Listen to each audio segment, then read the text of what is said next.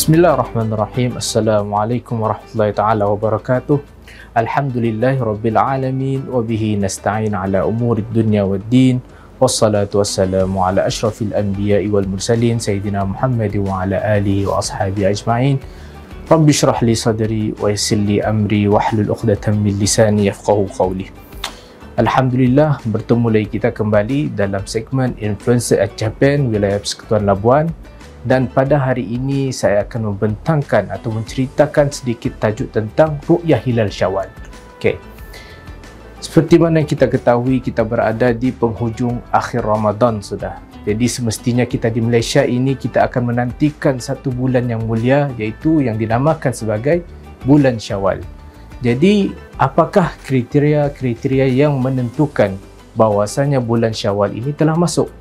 Pertama sekali kita perlu ketahui bahawa jumlah bulan di dalam kalender Islam ataupun yang kita sebut dalam kalender Hijrah ada 12 bulan sahaja. Seperti mana yang difirmankan oleh Allah Subhanahu wa taala dalam surah At-Taubah ayat ke-36, A'udzubillahi minasyaitonirrajim. Inna iddatash syuhuri 'indallahi 12 syahran fi kitabillah yauma khalaqas samawati wal ard minha arba'atun hurum. Sesungguhnya bilangan bulan di sisi Allah Subhanahu wa taala hanya 12 bulan sahaja yang ditulis dalam kitab Allah ketika mana ia menciptakan langit dan bumi. Dan di antaranya ada 4 bulan yang haram, iaitu 4 bulan yang dihormati. Dan untuk makluman para penonton sekalian, dalam bulan Islam hanya ada 29 ke 30 hari sahaja. Dan dari pertukaran daripada bulan yang lama ke bulan yang baru akan ada satu fasa yang dinamakan sebagai fasa ijtima'. Kalau dalam bahasa Englishnya conjunction. Jadi apakah itu ijtima'? Ijtima' itu ialah apabila matahari, bulan dan bumi berada pada satu garis yang sama. Tetapi sudut kecondongan bulan itu adalah tambah tolak sebanyak 3 darjah. Tetapi apabila kecondongan bulan itu pada kedudukan 0 darjah, maka di sana akan berlakunya gerhana matahari. Tetapi kalau lebih daripada 0 darjah, dia akan menjadi ijtima' yang biasa. Selepas daripada berlakunya fasa ijtima' ini, baru bermulanya fasa anak bulan. Kita di Malaysia, kita menentukan awal bulan Hijriah dengan kaedah ru'yah hilal, iaitu dengan kaedah melihat anak bulan, dan juga kaedah hisab, iaitu ada 2 kaedah, ru'yah dan hisab. Hisab iaitu kaedah penghitungan data yang telah dikumpul.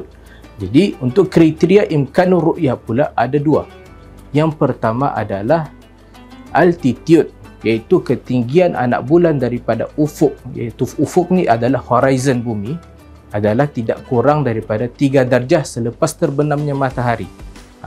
Yang kedua adalah elongasi, iaitu jarak lengkung daripada pusat matahari ke pusat bulan sekurang-kurangnya tidak kurang daripada 6.4 darjah. Jadi kalau kedua-dua kriteria ini mencukupi pada hari cerapan, iaitu pada hari ke-29, maka selepas maghrib bermulanya bulan baharu. Kita kira sebagai bulan baharu. Tetapi kalau tidak mencukupi kriteria ini ataupun salah satu tidak cukup, maka kita genapkan kepada 30 hari.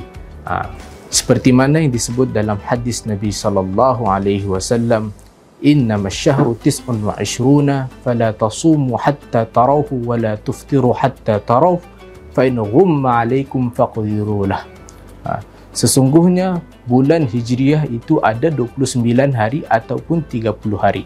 Maka janganlah kamu berpuasa sehingga kamu melihat hilal, dan jangan pula kamu berhari raya sehingga kamu melihat hilal.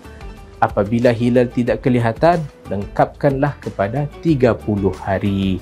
Jadi sekadar itu sahaja perkongsian daripada saya tentang ru'yah hilal Syawal.